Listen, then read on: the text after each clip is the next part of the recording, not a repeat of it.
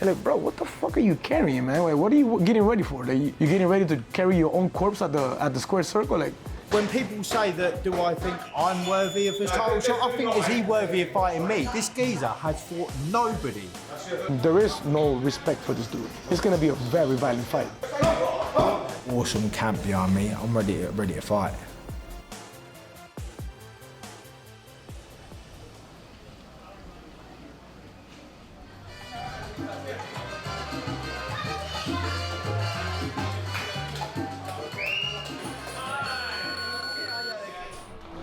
Need anything?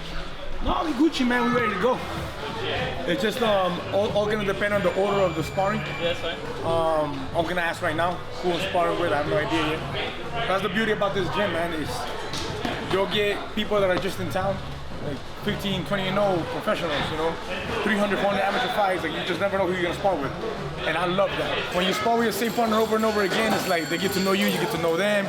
It's cool, but for a competitive level, you know, things can change, you know?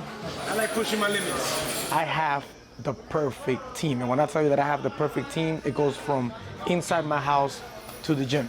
When you put everything together, when you have that peace of mind at home, you know, when you have that perfect team that just clicks in, you know, nobody's pushing nobody, nobody's putting nobody down, it just turns out to a double champion, undefeated, undisputed, man. So right now we're just boxing regular, getting that cardio for 3 minutes, you know. But as the weeks get closer, the intensity goes up, the time goes down.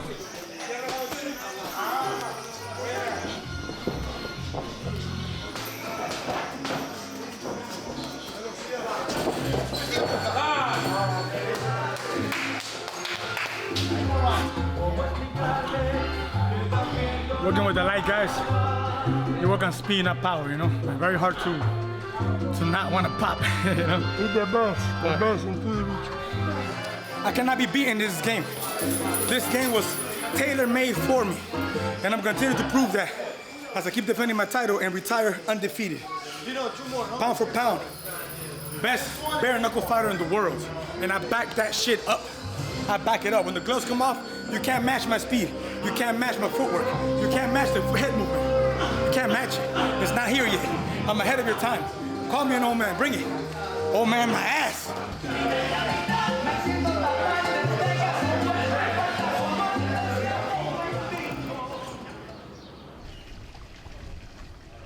It's about that time, BKFC.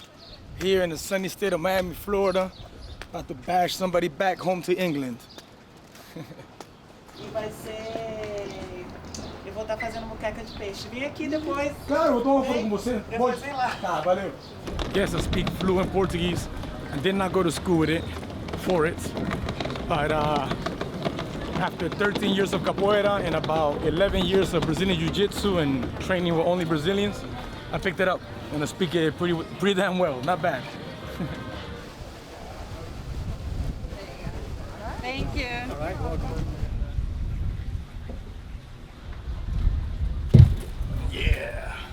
This boat is the 155-pound division, and I'm the captain. He came up with it. I do like it. That's pretty funny, bro.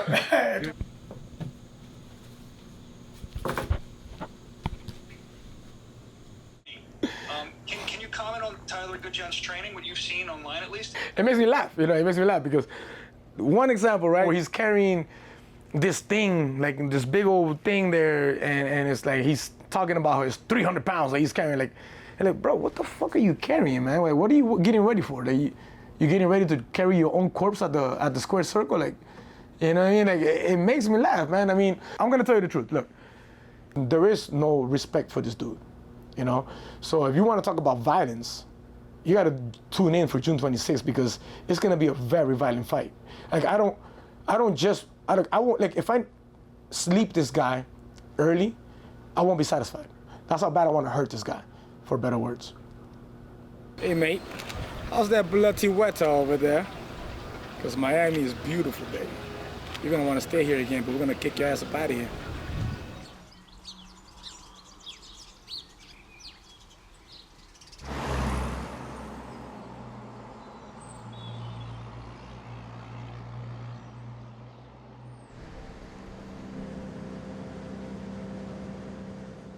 I'm now on the biggest BKFC show to date in Miami against the hometown hero.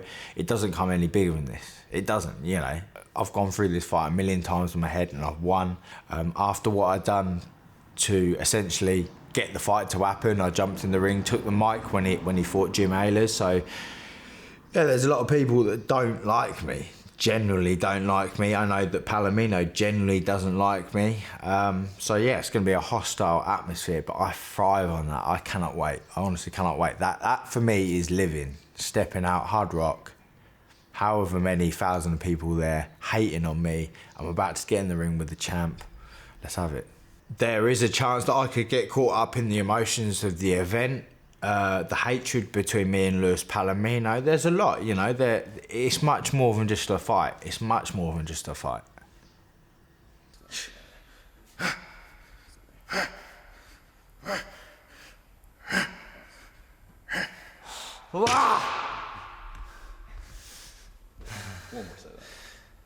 Motherfucker. It's just, you know, I feel like now, you know, I'm faced, everything in this last year has led me to here. Like this pot of gold, do you know what I mean? It's like, if I kept fighting and kept grinding and got through all them tough moments, that pot of gold at the end, and it's here, it's Miami. I'm faced with the hometown champion and I can be the first British fighter to win a bare knuckle fighting championship world title, you know? That's sick. That's my pot of gold.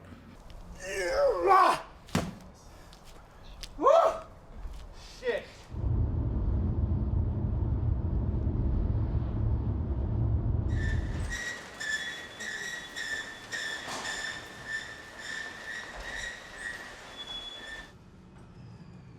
Well, over COVID, I lost my business. I had a gym, El Warriors, boot camp, I'd done boxing. Yeah, it took about 6 years to build it up and that, and then, you know, this time last year, we'd gone into lockdown. I thought it was all sort of gonna blow over and everything else, probably like the next man did. That's why I was so desperate to come over to America, and, you know, I had to fight to pay my bills and everything else, so. But I've come back from America, I've literally put my last few quid into it with a couple of pals, and we're gonna get this going, the Heat Hut warehouse and a boxing gym as well. So. And if you come back here and you build your gym, what would that mean to you? Yeah, just come back and be able to start again. You know what I mean? I was heartbroken when my gym went down because, like I say, I put 6 years of hard graft into it to get to the point, you know, where I was happy with it and everything else. So when it obviously got took away from me, it was heartbreaking. So now I've been given a bigger opportunity. Me and a couple of my mates, you know, we've all helped each other out and we've all given each other an opportunity. We're going to blow this up. It's going to be great. You know, I went through the stage where I broke my jaw. A week later, I went back to CrossFit and started training to get out to America, you know, after a double jaw break. That's how determined I was to get out and fight. So anyone who, you know, over in America, there's a lot of people who thought that performance, you know, wasn't the best, which they're right, it wasn't the best. But yeah, I showed a lot to myself more than anything. And that just makes me mentally, I'm ready for this Palomino. I don't care that no one's coming out there with me because I tell you what, I'm just ready to rock and roll, mate. I'm ready to pop this geezer. Tyler Goodjohn seems like he has some sort of past where he did something great because he had a pretty good record as a boxer and he was undefeated, I believe, in the BKB organization in England. He was a champion. So at some point in time, the dude has something going for him, and I believe that he got caught up in his own hype. But I have been watching that he's been putting in a lot of work, you know, and there was a Tyler Goodjohn that, you know, there's a reason why he has a big following in the UK, man. You know, he did something right. And it looks like all the commenting from his last fight, which was a horrible debut, if you ask me, it looks like he's read the comments or people have gotten in his head enough to the point that something clicked back and he's putting in the work that he's supposed to put in.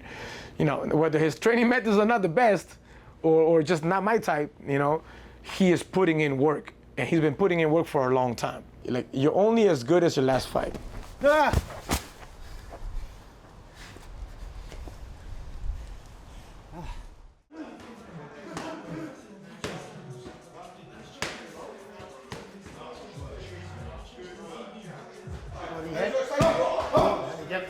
Good. Yeah, that's it. Yeah. You're only as good as your last fight. So they all remember the last fight. They're expecting the same thing. If he goes out and does a number on Palomino, then obviously they'll all take him seriously. As far as I'm concerned, I've fought genuine bare knuckle people like Sean George in my third fight. He had like 17 fights by the time I fought him. Whether you like it or not, bare knuckle is bare knuckle, and 17 fights worth of bare knuckle experience is a lot. Do you know what I mean? So when people say that, do I think I'm worthy of his title shot? I think, is he worthy of fighting me? This geezer has fought nobody. Nobody. Jim Ehlers. Who the fuck is Jim Ehlers? Stiff idiot. That's it. And I'll come over to Miami and I'm going to smash him in front of all his mates, and I'm going to be king of the world. Fighting has saved my life this last year. It's given me something to dedicate my life to, and something to achieve. And all I've thought about is this fight with Palomino. From the minute I got off the plane from America, I wanted this Palomino fight. So I literally got straight back into training again, and here I am, like 13 weeks later, with an awesome camp behind me. I'm ready to fight.